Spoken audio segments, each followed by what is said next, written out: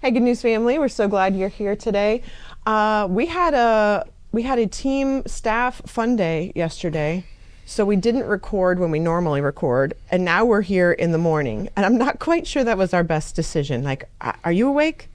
It doesn't matter what time I'm going to be. You're gonna what be I am same? right now. Okay, you're kind of Eeyore-ish. Yeah, there's Yeah. nothing. It just is. It just is. I got allergies that are Yes. beating the crud out of me. I'm so sorry. Do you always get allergies? Apparently. Okay. Did you get them like Back when I get 'em thought I when was getting colds all the time, I'm guessing they were it was allergies. the whole time. Okay. I'm guessing. Well, I could anoint you with oil. Somebody get me some oil real quick. We can anoint you with oil and pray for you, since that's we talked about it last week. That's it. Oh, here comes Josh. Okay, well, I have Pastor Greg with me because, of course, he got the privilege of preaching our last message in James. So thank you for being here this morning. Yeah. You too. I have a get to know you better question. Mm-hmm. What day in your life would you like to relive? Jeez. I know. You can name a few if a few come to mind. I didn't warn you. Yeah. I forgot. Oh, no problem. But I have no idea. I don't know that I would have an idea.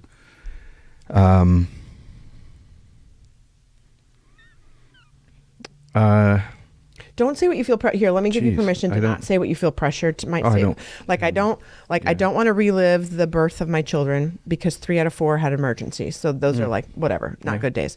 My wedding day, it was stressful, and I was worried that I was.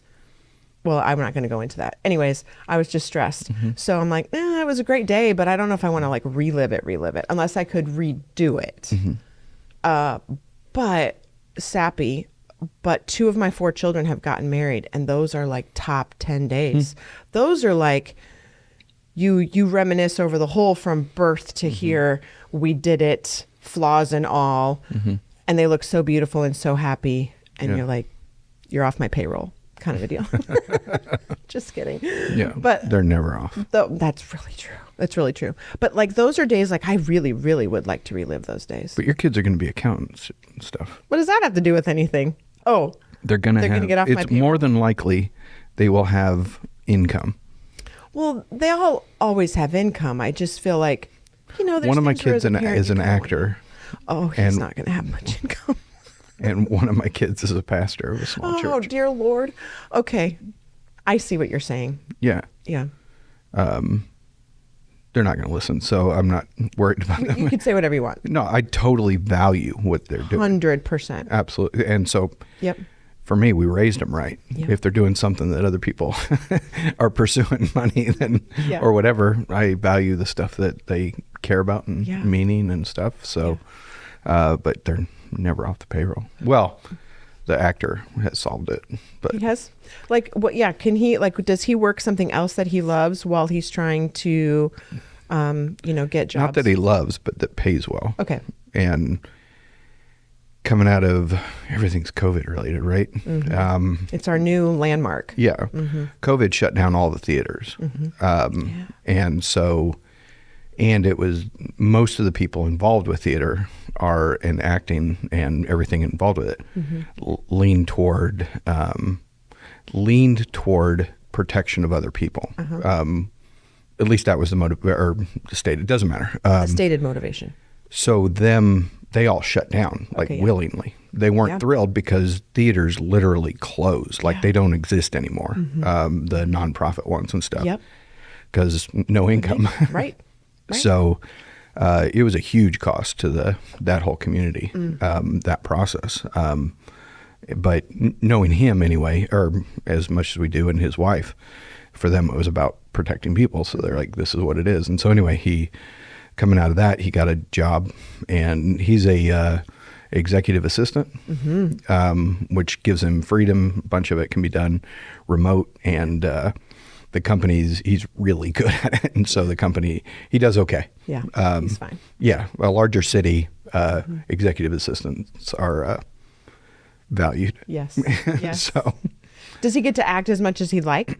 then now it's become acting.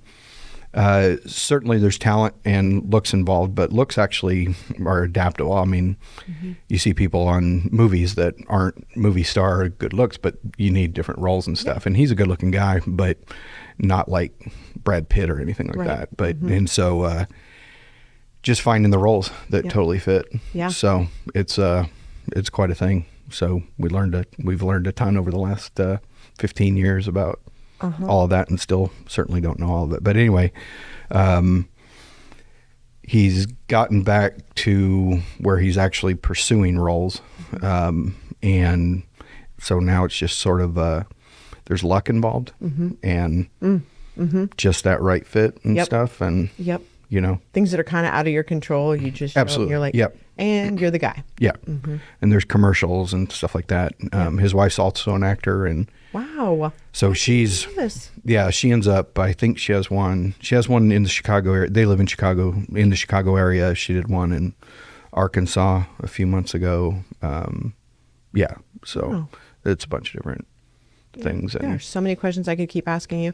Okay, first of all, I just realized, did I get you set up on this? Oh, you did. Good job. I didn't. It was, You didn't? It just came on? Okay, maybe I did do it. Okay, so do you have an answer for a day you'd relive? I mean this sincerely. Yes. The big days, I want to remain where they're at. Yeah. I think ideally we have a value for things that are important and they belong to be important and not messed with, not touched, so that they continue to influence and things like that. So days that I would repeat are just ones of, oh, that was really great. We did a cruise down what's called the Mexican Riviera, so down the western coast of Mexico.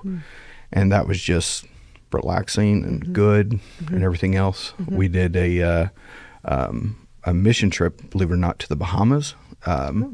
Right. Sarah and I joke all the time that, you know, those resorts in different areas Yeah. of the world, they need Jesus too. And this was the Grand Bahama Island, Okay. which has a little bit, but it's not at least at the time, wasn't a tourist Okay. really place. So most of the island are just people and a lot of poverty. And we went and did children's ministry on that and tried to help out. But the reason it was good to do the ministry, but the pace is just a different thing. Yeah. Where we're like, well, let's do our to-dos and everything else. We're going to serve this church and just kind of paint and things like that. And so for us, we get there, we say we're going to meet at 8 and things like that. The pastor didn't show up till around noon. That is one of the hardest things for Yeah. me about mission Yeah. work. 100%. I love the different pace because you see people. Absolutely. Yeah. But when we're supposed to be somewhere and do an actual project, Yeah. We are running at a much different pace. Yes. Whether it's good or bad, somewhere in between is Yep. probably great. It wasn't noon. It was around 10. Okay. Even still, you've waited for 2 hours. Right. With a group of teenagers. Yes. Yes. And there's nothing around, just the church, and we can't get in. So he gave us this list of tasks, and we were done in 2 hours. So there's our day. Yeah. And then he's like, oh, it's the Bahamian Independence Day, actually. We're having a barbecue down at the beach. We want to invite y'all. So basically we did 2 hours of work and then went to a barbecue Yes. on the beach. Very different than the way we live. Exactly. Yep. And so the whole trip was, it became really clear that, and I don't say things like this much, but it was one of those where it becomes really clear that God's just saying, slow down, Slow down. spend some time. Yep. So It's so true. And it takes so long when you go on a trip. I feel like my last trip was to Africa and we were there. I think our total trip was like 12 days counting travel, but being on the ground, it probably took till day 7 before, okay, I could actually like enjoy this for a while. Yeah. And then it's practically time to go home. And then you say, I'm going to try to bring some of this back home. It doesn't work. We don't live that way. no. And we're even how everyone thinks your braided hair is weird. well, that could you imagine? Okay, the next time I go overseas somewhere, I'll get my hair braided. Oh my gosh, I would look like a tiny little head. Just a Do you? Yes, it would look so stupid. Anywho, yeah, that is a completely different pace. So that would be something to relive. Yeah. Yeah. It was just nice. I love And it. yeah. things that we can bring forward with us if we'll Yeah. pay attention. Maybe That's good. That's good. Yeah, I don't want to like relive it to change it or anything, but Yeah. to relive it just to like, it went so fast. I even said that about yesterday on our team, our staff fun day or whatever. Yeah. It was like, man, that day went so fast. And by the time you play for a while and you're with the people who want to play, then all the people who are just more like, we just want to chill and hang out and have good conversation. I'm like, so do I, but it's over and you're Yeah. gone and Yeah. you know, whatever. So I love that. Okay, let's just jump into James. You preached that final message, I said, and I love that you felt the same way, at least initially when you started to study the passage about the end of the book of like, it kind of felt anticlimactic, or like I could see him like scribbling some notes and he's got to run out the door or something like that's it. That's how we're going to end this. Yeah. But then when really between your message 2 weeks ago, you dropped this little hint of prayer right at the end. Then PR hit it last week, and then you brought it full circle of like, oh, no, this actually all fits together. I think so. And like even looking at the whole book of none of these things that he's telling us, we tend to go look at this book as a practical way, like this is what a Christian should look like practically. And then normal human response, especially our kind of culture, I've now created a to-do list. Tame your tongue. Yeah. Don't doubt. Don't treat people poorly. You know, whatever don't judge them. Avoid temptation. I make this list of the things that I now need to do. And then when you look at it and you take that 10,000 foot view, you're like, wait a second. He's bringing it all to earnestly pray. Elijah did all these things, and we want to think like, oh, he's a cool dude. Man, he did some powerful things. Right. You know what he did? He prayed. And he prayed again. Right. And after that really big moment we all we referenced on Sunday, isn't that where, yeah, he prayed for the fire to come down, whatever, the fire comes down, and then he finds out that Jezebel wants to kill him or something, and he's like, I quit. After that, yeah. Isn't it right after that? After the rain, yeah. Is it after the rain thing? I'm almost certain. Okay. Yes, it But is. It's I'm, after the I'm rain. like, he's so human. Yes. Because he's like, I'm afraid of this chick and I'm quitting. And, you know, then you read the passage of God, like, is that it? God has him go, he sleeps under a broom tree. That's what the words are. He rests under a broom tree. I didn't plan to go here. No, you're fine. And he Keep like going. takes a nap. And then he wakes up and the angel has fed him. There's like bread for him on a stone. There's hot bread. I just read it, I think, yesterday. And he eats and he takes another nap. And he's like, now get up. And now you got to go because you got to prepare because you need to be ready for the next thing. Yeah, I think the story then he goes actually out to, it seems like Sinai. Yes, that's where it sends him. And whether he's sent there or not, it's hard to interpret for me what happened. Years ago, John Bevere wrote and even spoke on this, and I thought it was interesting then. Now I'm like, I don't know if there's enough information to draw the conclusion. John Bevere's conclusion was sort of that Elijah wasn't really supposed to, that Elijah's faith was lacking. And him going to Sinai was an act of trying to hear from God again. And what happens at Sinai is God meets him and says, why are you here? I've heard a very different message on the meaning of that question. Yeah. And so I'm not, so that kind of, it still rings in my head. And so, and what does happen though, is God says, I hear your missions, go talk to this king, and go find this guy, Elisha. And basically Elijah's ministry is done at that point, at least for the information we have. Yep. And so Bevere reads that as, oh, you're like faith, you're kind of done. And it wasn't a writing off or anything, but it was, you know, this is how it's going to be end and stuff. I have never read it that way. Yeah. Interesting.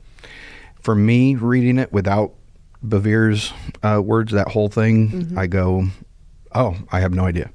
And I'm okay with that. And if there is something, then eventually it'll come. I'll see it, or somebody will say something that fits. And the stuff, Bevere's fine, by the way. It doesn't matter. Yep. I'm not trying to negate a person totally. or anything. I don't know that I ever completely bought into that point of view. I was like, it was interesting and stuff I hadn't thought of before, and so I like that. But I come away still with, I don't know. And I think that's probably a healthy thing when we're dealing with Reading Elijah. Scripture. Well, scripture in general, but specifically Elijah, where I go, you're living in existence I can't even comprehend here. Something has connected you to the Spirit in a way that I can't I don't know together. in that way. Yeah. Right. And so James saying he's just like us is like, oh, okay. And we either believe James or we don't. And I'm going to go with James is right. So I need to open up my understanding of my relationship with God, not just the Elijah story, let the Elijah story be what it is, but there are dynamics, possibilities within prayer that seem to be available just based on being a person. If Elijah is just a person, so am I, then that. So I don't add to it. I don't need to be a superhero. I don't need books written about me or anything like that. But I expect my faithfulness to God to be the type that we'll call it figurative, because we don't really think of people coming to Christ. We use the words of people coming to Christ as they've come to life, and things like that. But we don't really think of it that way. Right. But I think the more we can accept that the more we can accept that it's both figurative or metaphor and reality. Accept this as a reality, that people are coming to life, whether we have the eyes for that or not. Whether we can see it is a different thing. I'll jump forward to an Elisha story where the city he's in, he's with his servant, it says, so basically an aide, someone who's helping him. Yep. And the city's surrounded by an army, and the servant is super scared. And Elisha prays, Lord, open his eyes. Yep. And he says, there are more with us than are with them. And then the servant sees basically the army of God. Angels all around. Right. And when I say eyes to see, again, I'll say I don't need this to be literal if we will trust God that these are realities. I can be a little more calm. But in my calm, when I'm calm, it means that I'm not doing anything. I think Scripture's call to calm is absolute trust, and the result is prayer. If I'm not seeing the effect of something that needs to be, that completes justice, that rights wrongs, then we can keep praying, and we can expect that we are agreeing with God, not trying to convince Him, but agreeing with Him, and we'll see those things come to pass. That's good. You hit on a little bit too about, like, you started with, like, who is James? And that was really good, because even as I reflected on your message, even last night and some more this morning, I had forgotten that you started it that way. And in my mind, I was like, let me make sure I've got the right James in mind. And so I was looking, and correct me on any of this that's wrong. Incomplete or wrong. You're good. So scholars believe that this James that wrote the book is the half brother of Jesus. And in John 7, it talks about that Jesus's brothers didn't even believe in who he was, right? So conclusion would be James is part of that group who didn't believe his brother was the Messiah. It seems that way. Seems that way, right? And then, Paul says in 1 Corinthians 15 that James saw Jesus after his resurrection. And so scholars attribute that the James, half-brother of Jesus, sees him post-resurrection, and therefore he believes that Jesus is the Messiah. There's no real timeline on, like, when he believed, but there is at least evidence that after resurrection he sees him and he knows he's Jesus. When I would even push a little bit back on that statement, because I don't think we have evidence for that. Okay. But the end result, somewhere. At some time, James seems to have changed his point of view.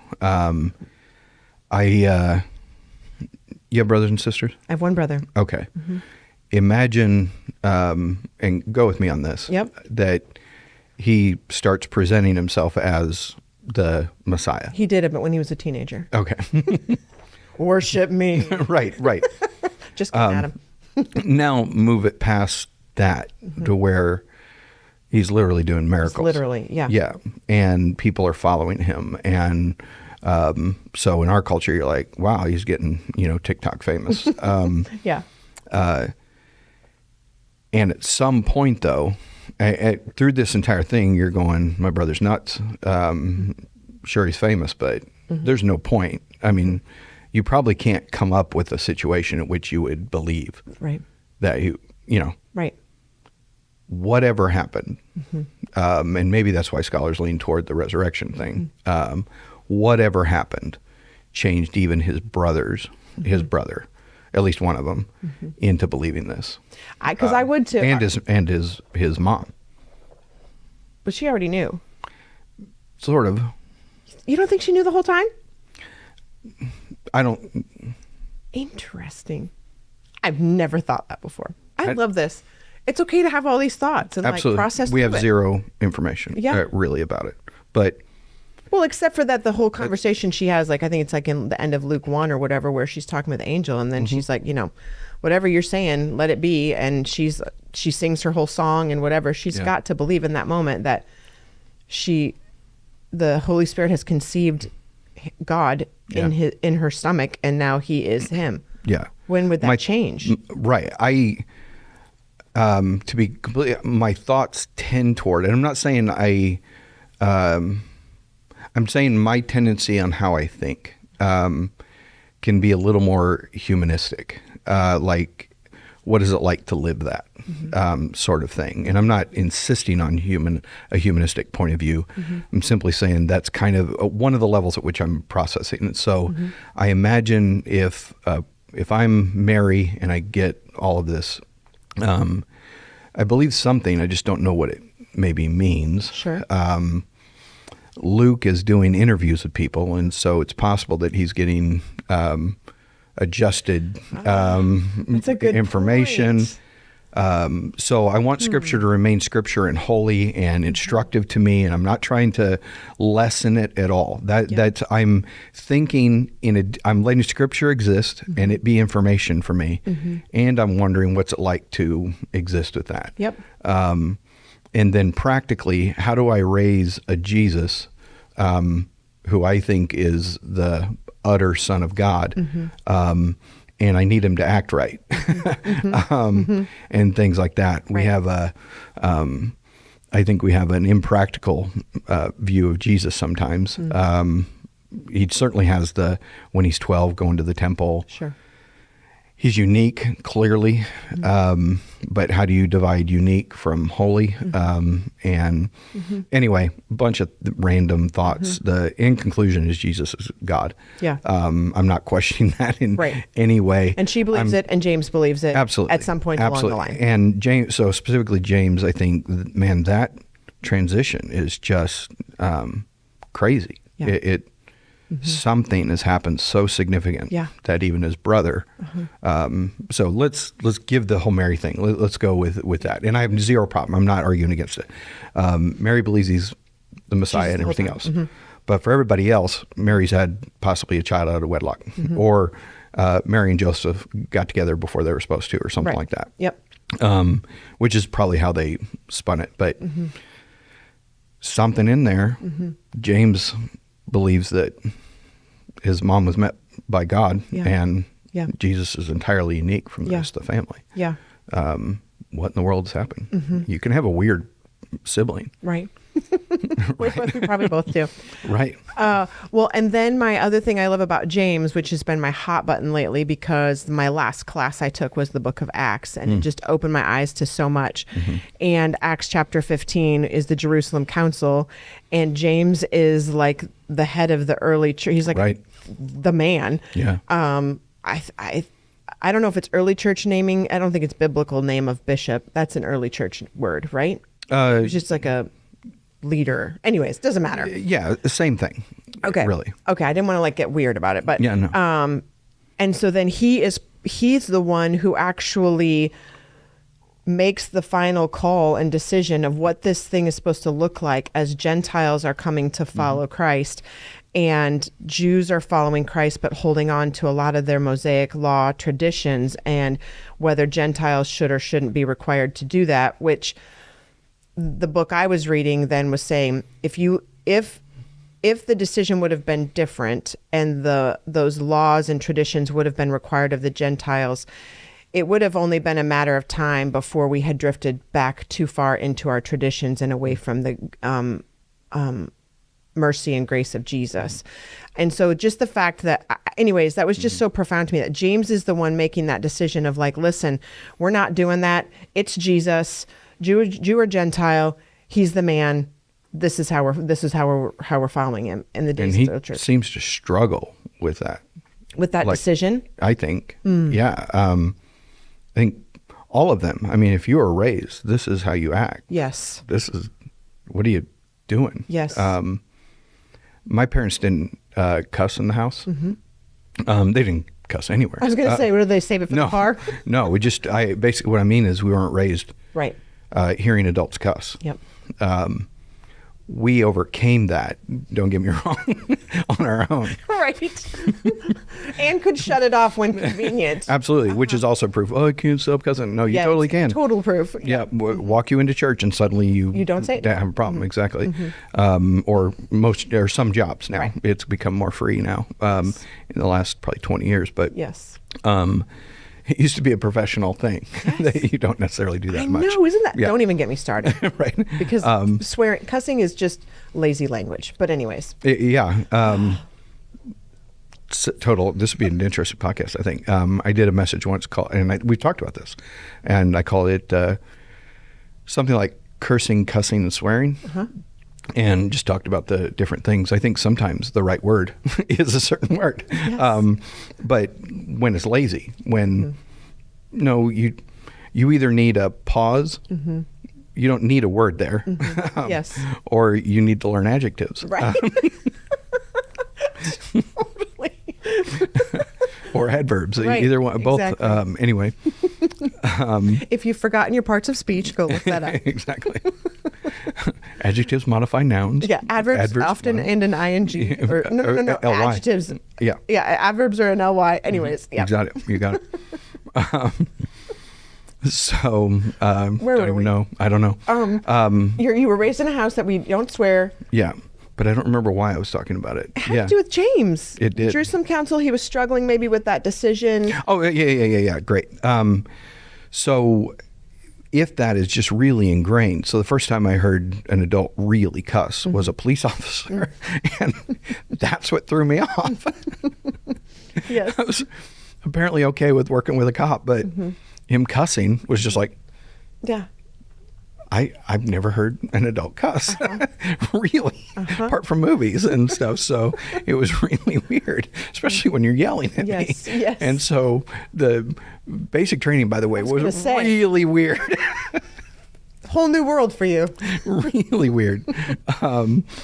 So that actually places, when I talk about I was rebellious and stuff, it's taken me a long time to realize, I wasn't a bad kid. I was rebellious, but at a deep level. Right. But my rebellion was just not obeying, right. Yes. So I wasn't the worst, but we'll call it a cognitive dissonance, is when your brain's expecting something, it gets in something entirely different, you experience, that word is called dissonance. And a cognitive one is in your mind. You're trying to process what in the world just happened. And I can't, how do we do Gentiles? And you look at 1 Corinthians and you're like, wait, Paul, you just said one of them is sleeping with his father's wife?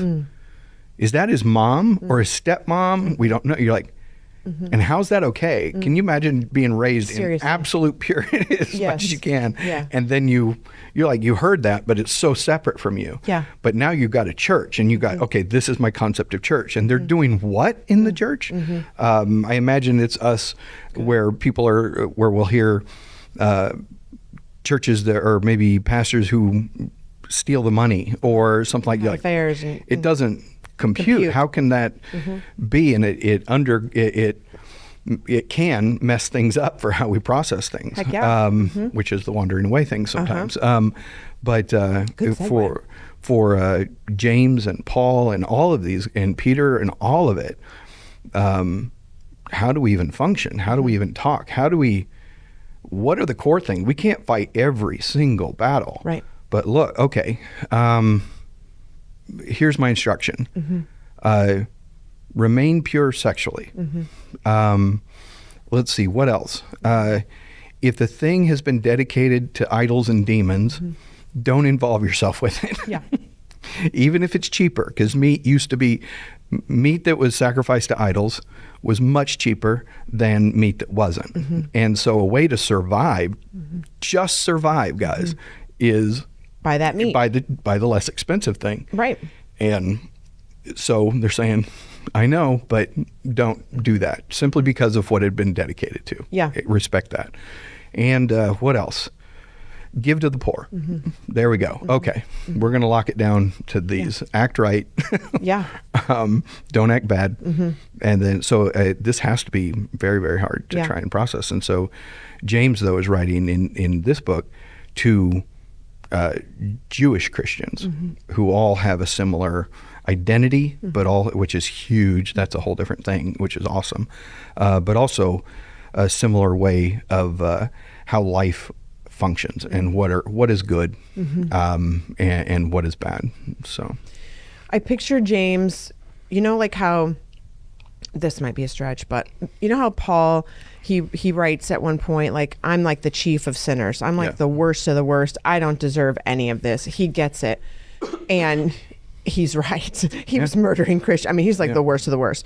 And he gets a transformational moment with God and completely changes his whole life. And now he is Jesus to death. Yeah. And I think about James, and I think about what I would feel, as you use that example of it being my brother, like how I would feel after I watched him.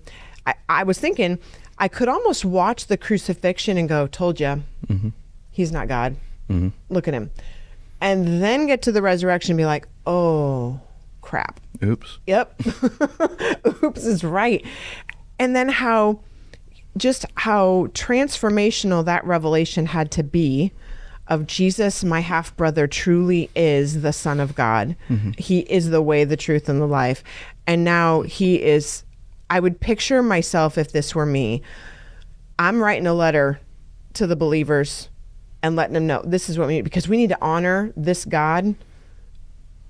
We've got to honor him. And then I want everybody, like, he can't think broadly that people 2,000 years later are going to be reading this letter he wrote, and we're going to be influenced because of the revelation he had of who Jesus is. Yeah. And I think that has to motivate him when he's writing. And even just thinking, because I watched my brother go through this, I want every one of you to glorify him the way he deserves. Because I really owe him, like, I don't know. I just try, kind of when you say you try to humanize it or something and like read it as, I tend to probably, I don't know what the right word is, over romanticize it or something, but I do want to get into the feelings of it. Yeah. And thinking, like, if I were James, this is what I would be wanting. I would want you to read my letter and like follow it. And then what he's saying is, it's not about doing all these things. It's simply getting on your knees. You said that quote about that Eusebius said about that James was known as this prayer and worshiper of God who had calluses on his knees like a camel. Yeah. And who is Eusebius in historical writing? And ancient historian. Like a historian. Yeah. Proven he exists. Eusebius did?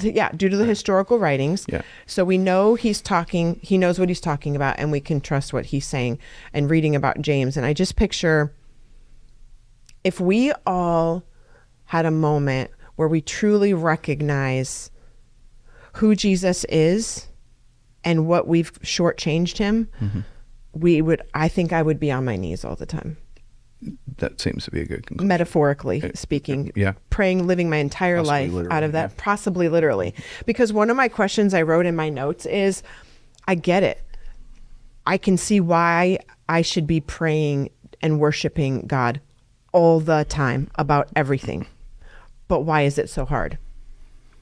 Because we're busy, and if I'm being super practical, while you're talking, just thinking this, we don't have prayer structured into our lives. How so? So a really easy, obvious one is that actually Muslims, and I'm not knew you were lifting up gonna go there. Islam, Yep. but they pray. If you're in a Muslim country that are primarily, they'll have, let me go with this rather. I've been in Iraq and Saudi Arabia and stuff, and at the times of day that prayer is supposed to happen, there are towers goes that, off. that broadcast Yes. the prayer. And all Muslims that are faithful, let's go with all, stop. Like they're driving and they will pull off to the side of the road, lay out their rug and be ready for that prayer. Yep. And they do all the actions and things like that. Business stops. Everything stops. Everything pauses. Everything. So it's like, it's respected. And it's rude. And expected. Yeah. Yes. If you're not. You just pause. You don't have to pray if you're there and you're not Muslim. Yep. But you certainly don't interrupt it. You act right. Yep. You act like a guest where you are a guest. Yes. And yeah. So for Jewish practice, there would be regular times of prayer.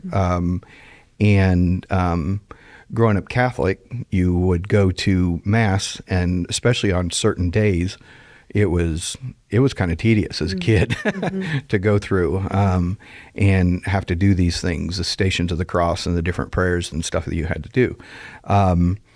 So what if, though, there was some structure, and what happens in those structures is that you can do the actions without the...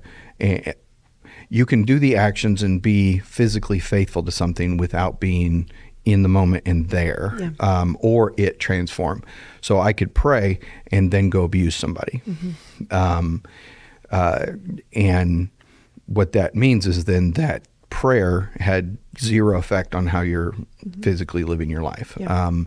I could pray and then be violent, which right now I'm leaning toward violence as one of the main obvious markers of our lack of awareness of God awareness. Anti-God, anti-Christ kind of thing. Yeah.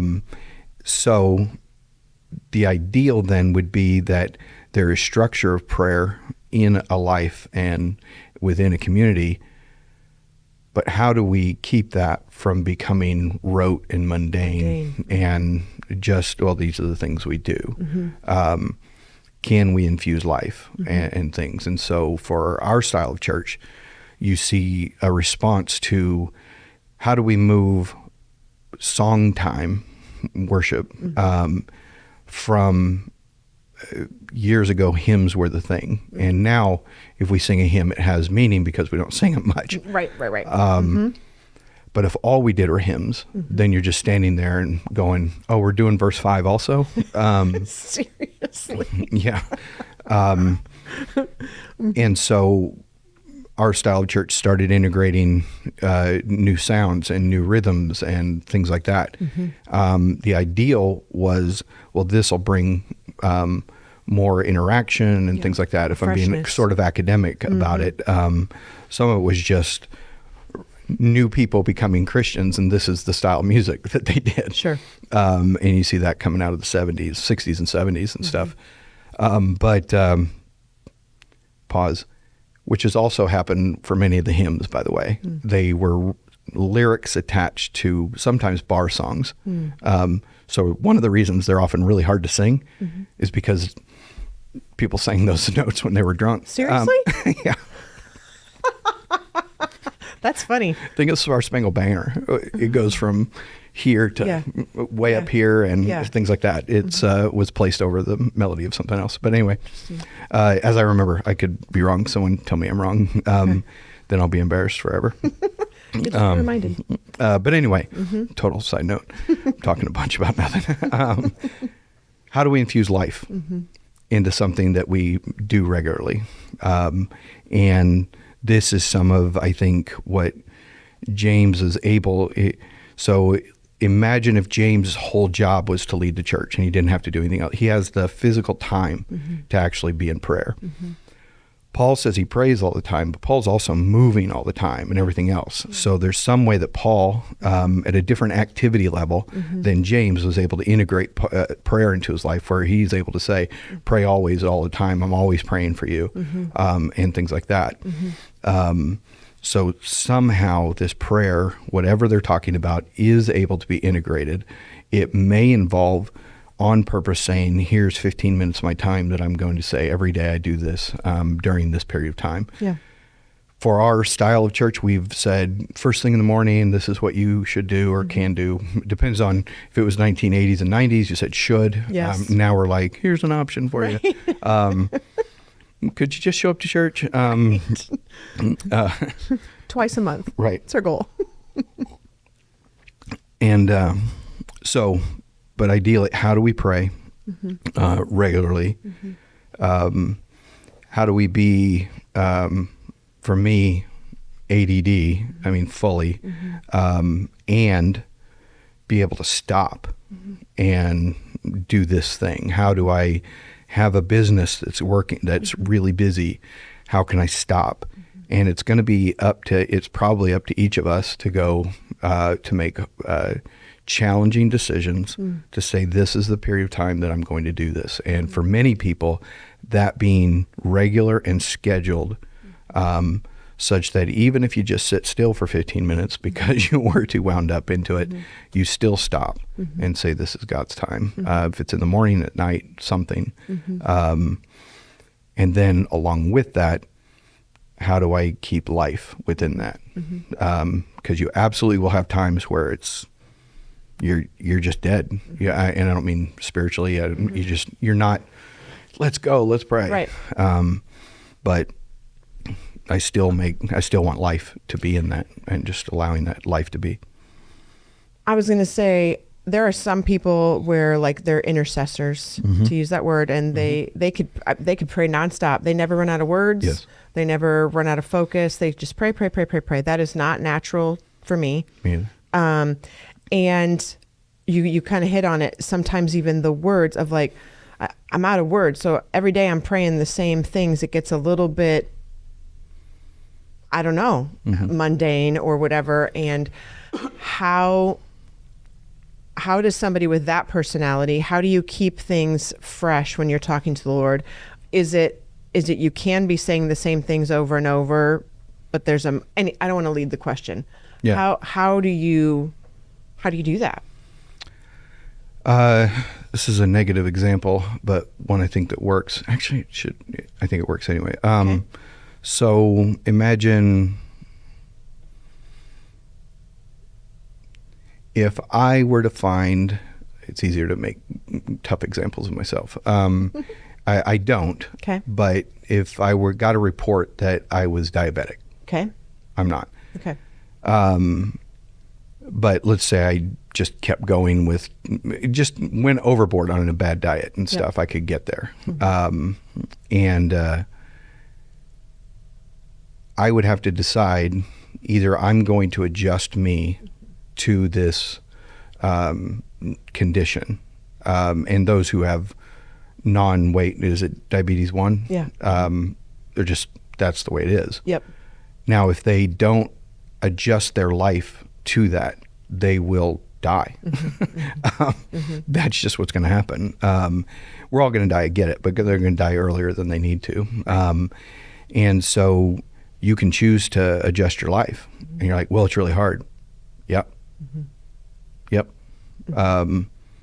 We do hard things all the time. It's a matter of whether you're going to respond to That's good. whether you view it as a need or not. And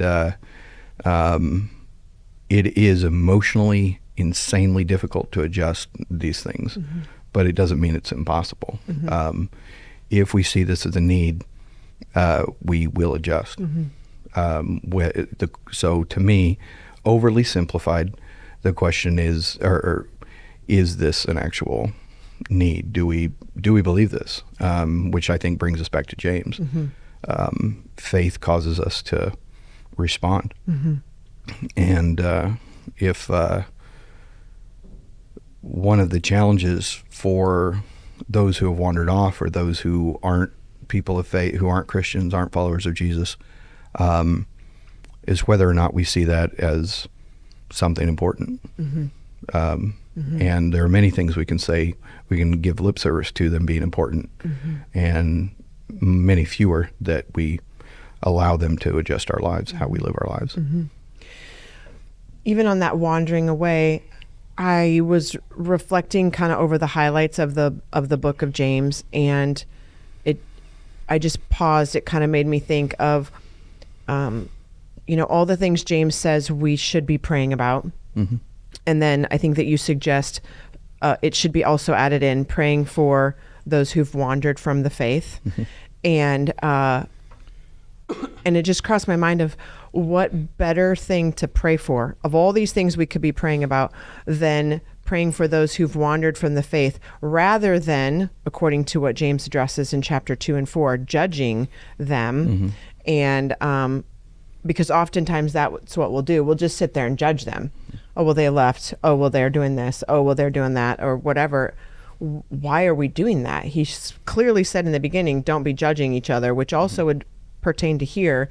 If our attitude shifted and became that attitude of love and hope for God's children, then it would be, rather than critiquing and tearing apart their choices and their actions, why don't I just pray for that wanderer to come back? I think within my study, this came up, which I hadn't thought of, and I mentioned in the message. If they leave, then maybe they can never come home. Interacting with other people, at what point do you we're just not going to interact anymore?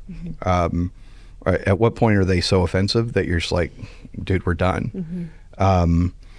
And the ideal answer is, as long as they are, whoever it is breaking the ability to even have a relationship, then you should not be in that.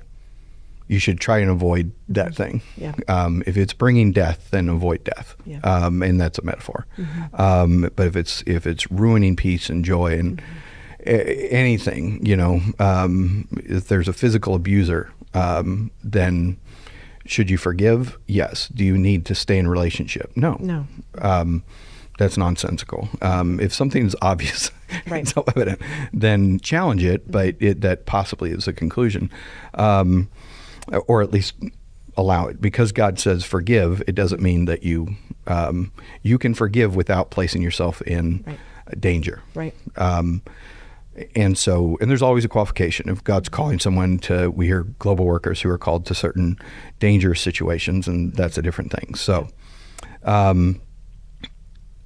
how do the question then seems to be for James, what those who have wandered off, have they wandered off completely? Meaning they can never be restored. And James is going, no, they can be restored. And if you do that, it's a super good thing. If you're involved in their restoration, awesome. It's your family member who completely lost their way to the degree they're not even welcome at family gatherings, who gets their act together. Let's go, just to make it, let's say they're using meth and they're using meth in the house or something like that. And you're like, look, as long as you're going to do that, we love you, but you're not going to have that in the house, period. I hope you survive. I genuinely do. And you do that through tears. You do that through brokenness, because you don't want that split. And and the metaphor, you can keep building stuff for that, or examples. I keep using the word metaphor, but that's what we're talking in. This is, to me, what James is addressing. Is there anyone who's too far gone that God won't restore them? And the answer is no. And even in the process of if them wandering, if you need to have some boundaries put in place because of how they're acting or treating you or whatever, even in that, God can get you to the point where I can now set a boundary and I can pray for them. And that's what he's saying here. Just be part of praying for them. And in that praying for them, you are a part of bringing them back. Yes. And if God makes the space where you actually have face-to-face opportunity and interaction, great. But we're called to, at minimum, pray for them and pray again if we base that on the scriptures prior. Absolutely. And I think too, I know my own personality.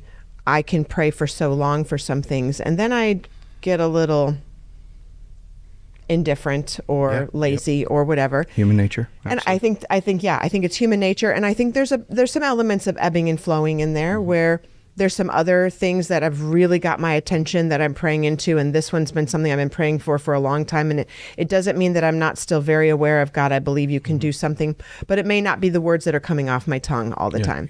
And then all of a sudden, the Holy Spirit in his kindness, he prompts something and you're like, you know what, this is back front and center. And I'm praying again. And I don't want to justify my behavior. I think that that's okay.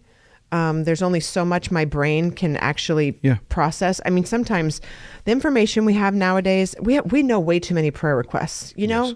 We don't have, our minds, our emotions, our spirit are not made to carry all that. Exactly. Sometimes I'm like, especially as church leaders. As church leaders, we get all the prayer requests. 3 and 4 people removed, we get the prayer requests, and they hurt. They're hard. Yes. And I only have so much capacity, I think, so even learning how to pray within our capacity, our emotional capacity, but tuning into the Holy Spirit and letting him prompt us too. And when people come to mind or things, I don't believe in coincidences or accidents. I want to be in the habit of like, boom, that person just popped in my head. I'm not exactly sure why. Jesus, if there's a reason that you're popping that in there, then, let me know, and be in that habit of, anyways, not writing people off. Absolutely. And just praying earnestly, James says, in all these different situations. Yeah. And so I think the best I can think of practically is my dad and Bib are 2 examples of people that actually have lists of things that they pray for, and they come back and pray for those things. Bib is more very intentional about it. My dad's very intentional. I don't want to say that, but Bib is expectant, and nothing against my dad, by the way. But Bib prays because she believes that's the way something can happen, that she may not be able to come and remove whatever illness is there, but God can. And so she prays until God does. And if he hasn't yet, then she keeps praying. Right. And so often earnestness shows up in continuing. And so maybe my list is shorter than Bib's. Maybe if I keep doing it, my list, it's a somewhat common term, but Sarah's been using is coping circles. Maybe my coping circles will get bigger. We were talking about someone with large triceps. Well, it was your husband. That was offline. I think Josh's was gorgeous, sculpted. Sunburned tricep. Triceps, and how are we getting here? I think we can, over time, get stronger and sharper, and we can lift more weight. Again, metaphor. We can through the practice. But if I'm getting started, that I have 3 things that I'm praying for, even one. If that one thing is someone super close and it is bigger, it's so important, then okay, then that's your thing, something that you care enough about that you'll keep coming to God about. And so Jesus talked about this, ask and keep on asking kind of stuff. Ask, seek, and knock, by the way, apparently is literally translated as ask and keep on asking, seek and keep on seeking, knock and keep on knocking. Yes. And your prayers will be answered. Again, it's not you're trying to convince God, please listen to me. You're agreeing with him. Yeah, we see in Daniel that we don't know the factors involved. I mentioned Elisha, where there's this positive. We'll see all the things that are around us. There's that, but there's also what is we see in Daniel. What are the challenges when an angel visits Daniel and said, "Oh, I was resisted. I had something coming against me to keep me from getting here, but I got here anyway." We don't know what's going on, and for me, as a person of information, just saying I don't know what's going on, I just know that the effect isn't there. Yeah. I'm going to continue to trust. But my trust is going to show up and keep knocking. Yeah. Yeah. There's a lot that you had in your message that we're not going to get to today, but is there anything else from the message or from the book of James that you want to touch on today? No, I just think it's practical. When we're reading what we have set up as 5 chapters with a bunch of verses, and it's we don't really use letters anymore. And if you're writing me an email, make it brief. I want a sentence. I want the sentence to be clear. It's my ideal. I don't want fluff. I don't need adjectives and adverbs typically. If you feel a way, then let's talk. But I really like just get the information so I can see if I need to deal with it now. Yeah. But in letters that we used to write, that was I can't physically talk to you, so I'm going to express more stuff. Yeah. And so accepting that that's what letters are, especially ancient letters, and because there's a bunch of words doesn't mean that there's not really what I think of as one theme through James. And he's got a number of themes, I get that, but I think they all fit under faith. And faith that is faith, it's faith because it causes you to do something. It changes how we act. That's called faithfulness. And those two are inseparable. There's no saying, I believe, and it doesn't change how I act. It means that it either you don't believe or it doesn't matter that you believe. That I believe McDonald's French fries are better than Wendy's, actually does change how I act. I'm never going to get Wendy's fries. I just don't like them. But every time if I'm at McDonald's, I'll get fries. Because I do like them. And so what I believe about this thing actually does change how I act. But there are things that don't really change how I act. We live in Nebraska. And, well, over the last 2 years, it's kind of changed. But up until the last 2 years, if they're like, no, tornado warning, most of us are like, It's kind of like Floridians with hurricanes. They're like, okay, whatever. Right. And it takes the weather people going, no, seriously, You're time we meet going to die. Yeah. And even then people are like, yeah. I have a photo of I'm driving up 75, downtown is west of me at this point, and I stopped my car because there's a tornado that I can see, and I stopped and took a picture of it. That's how little impact this thing had. And it means that I don't take this as seriously as I could. But over the last 2 years, we've had major issues, and especially up north. I bet you guys take weather issues a little more serious than you did 3 years ago. And so even wind now it's like, oh no, trees are going down and stuff. And so when we believe, we respond. Yeah. Another way you said that on Sunday was, I believe, therefore I pray. Yeah. And that's what I'm hearing of. My faith should drive me to pray because I actually believe that the God I'm speaking to is engaged and will act in some way. Absolutely. So when he's encouraging poor people, I know things are hard, but your faith says you can go. When he's really ripping on rich people, he's saying, don't get twisted, man. Your money is not the thing that saves you. Yep. Matter of fact, it's a really dangerous situation where you can cover your own stuff. God's the one who takes care of these things. Yeah. So, and if you want to go Old Testament, it's some trust in chariots, some trust in horses. I'll trust in the name of the Lord my God. Yeah.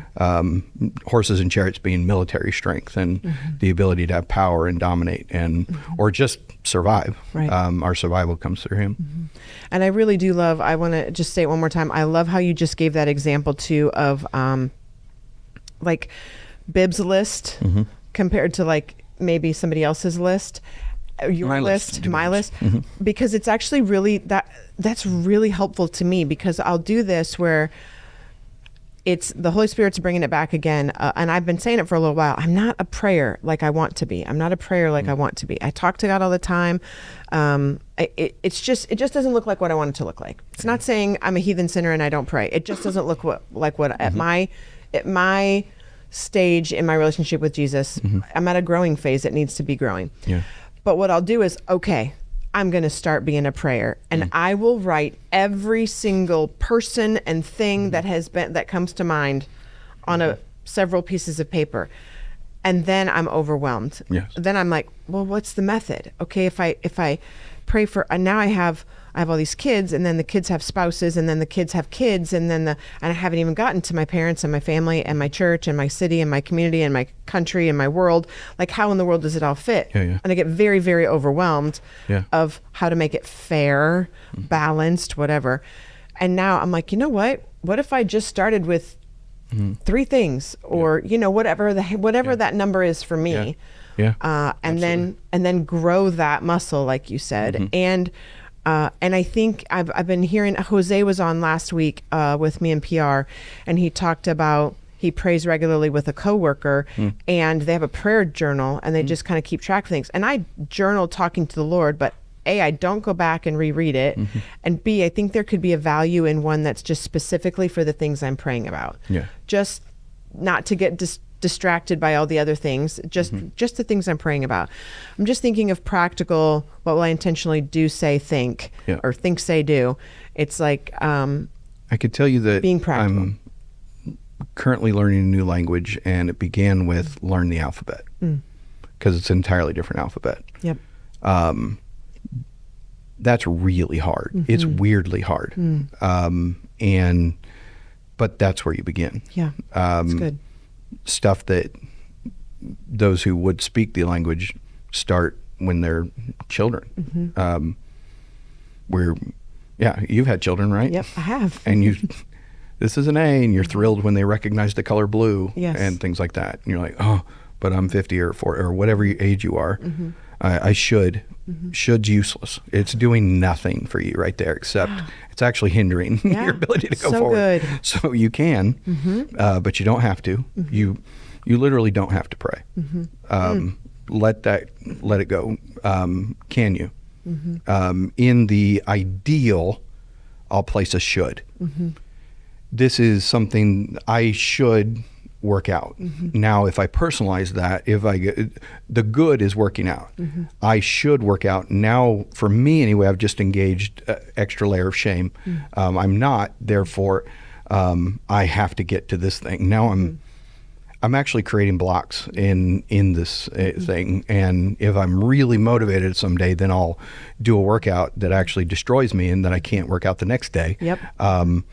And so, okay, I'm going to pray an hour every day, and you do that for a week, and then I can't do it Monday because of this meeting that I set up a month ago, and I forgot. Oh, crud! I forgot. How am I going to do this? Well, now it's 10 o'clock at night, and there's no way I got to go to bed. And this is the cycle of almost everything we're trying to. I got to eat better and everything else, and so prayer becomes one of those things. And I'm somehow moving toward okay, I can do this. I'm going to be self-aware enough to go, here are the patterns I have. Here's the blocks. Can I hack me? Yeah. Can I come up with strategies that actually solve these things ahead of time? And they're not going to work every time. And then going, okay, but I can do it here. And you start realizing, wait, the first thing in the morning actually doesn't work for me. Maybe it's middle of the day. Maybe it's a very small lunch and you pray for 5 minutes at lunch, or whatever it is. But it's hacking you and doing that, and then allowing it to become something that it's every habit that you actually want and are willing to pay a price for. Get through it's going to be uncomfortable. It's going to be hard. There's just zero way around it. Unless you just, some reason you're wired to have already doing it, then you can become a coach to others. But allowing it if it's hard to do it 15 minutes, do it 10. If it's hard to do it 10, then do it 5. Yeah. But I would add in, try to learn from those. If Jose is someone who prays and he says, oh, I keep a journal. Your journal can be prayed this time. Done. Yep. And if you can get yourself to do that regularly, just as a sort of accountability or whatever you want, there's something in the action that then can be repeated, and try to get yourself to repeat it. If you don't, then start again. If you don't, then start again. If you don't, then start again. This then becomes earnestness. Yep. It's good. Because you're trying to do it. Yeah. And at some point, you'll also continue to struggle possibly, but it can start to take root. Some of us are wired in ways where everything in us fights structure, but we thrive in structure. I thrive in structure and cannot, up to this point in my life, institute it. Doesn't mean structure is wrong or not for me. It means that I continue to need to hack things. And so I put little things in my life that have created certain rhythms and then rituals, which again we've rejected, but we still do them when we find our most fruitfulness within certain rituals. They just don't need rituals that are dead and have no life. Yeah, so good. Wow, so many more things we could talk about, but we have jobs to do, so we need to get to work today. Thank you so very much for being here. Thank you guys for listening or watching with us today. Hope you are inspired to pray, really. Yeah. And I'm excited for our next series. So have a wonderful week. We'll chat again next time. See ya.